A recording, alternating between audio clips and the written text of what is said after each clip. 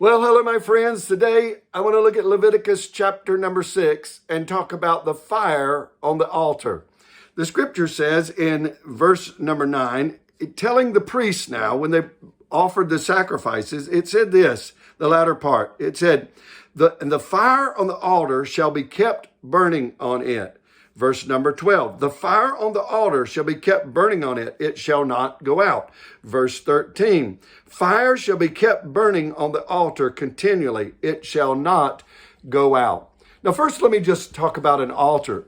An altar, symbolically, oftentimes we have them in churches, and it's the place where people come and they lay their burdens down. They meet God at that altar.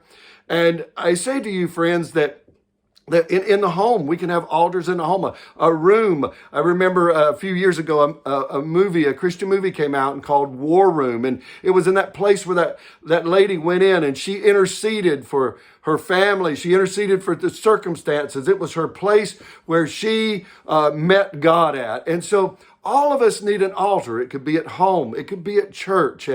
But at that altar, we must have the fire of God. Keep the fire of God burning. Now, what do we mean about the fire of God? Well, symbolically, I think we could say that the fire of God is the Spirit of God. It's the presence of God.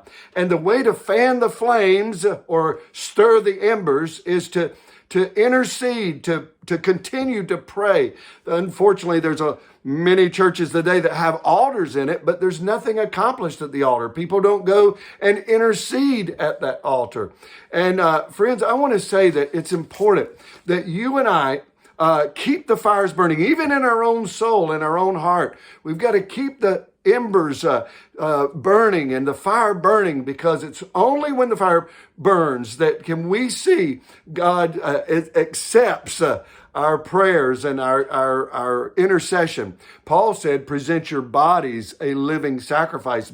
He's using an illustration where we're to come to the altar, lay it down, say, here I am, Lord, I'm yours. I give you my whole life, my whole self. And so, friends, I encourage you today, let's keep the fire burning through prayer, reading the Word. Some of you started and are reading the Word with us through this year. Continue. Don't get discouraged. Let's, as a priest of the home, oftentimes we look at this as the priest as a pastor or a church leader, but as a husband, as a single mom, or even as an individual priest of your own temple here, we need to keep the fire burning. Don't let it go out. Well, God bless you. We look forward to seeing you again tomorrow. Bye-bye.